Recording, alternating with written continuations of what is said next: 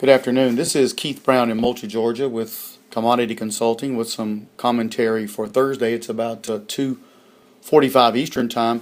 Markets continue to march towards the long holiday, the Labor Day celebration. Markets will be closed Monday, so the volume's been quite low, although there's a lot of anxiety about what the United States might or might not do with Syria over the weekend, and that has some traders a little bit jumpy, and we may have seen a little bit of liquidation based on that.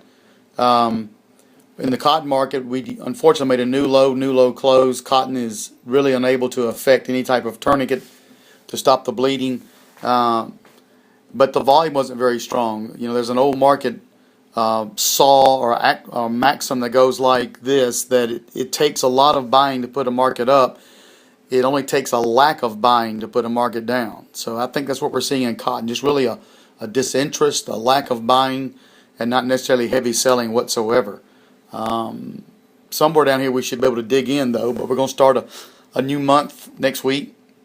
Maybe we'll get a little better attitude about that cotton market. We will get another supply demand report. Over in the grains today, today was the last day to get out of September corn, and it was down 7 cents, but the rest of the market was up a little bit. It's dry in Iowa. We looked at some weather maps.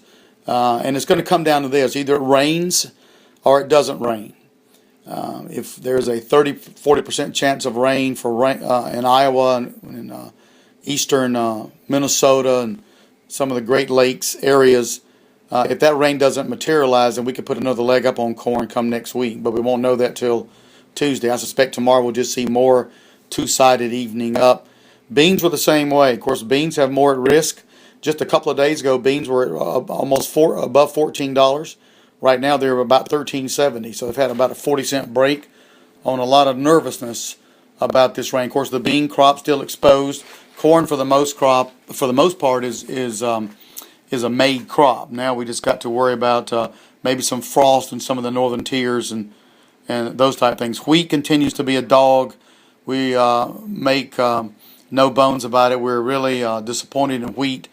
But I think we had said a long time ago we may have to get into the corn and bean harvest before wheat can think about diverging or detaching itself and trading up. We know that the Russians are selling wheat out of the Black Sea area to Egypt on credit. Egypt doesn't have any money, so that is taking up some of the demand, I guess, that we might see buoy up the market.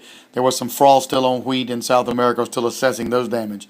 Anyway, let's see what tomorrow brings. The last day of the month, last day of the week, and right before the holiday. If you have any questions or comments, of course, give us a call, 1-800-910-1910. Thanks for listening.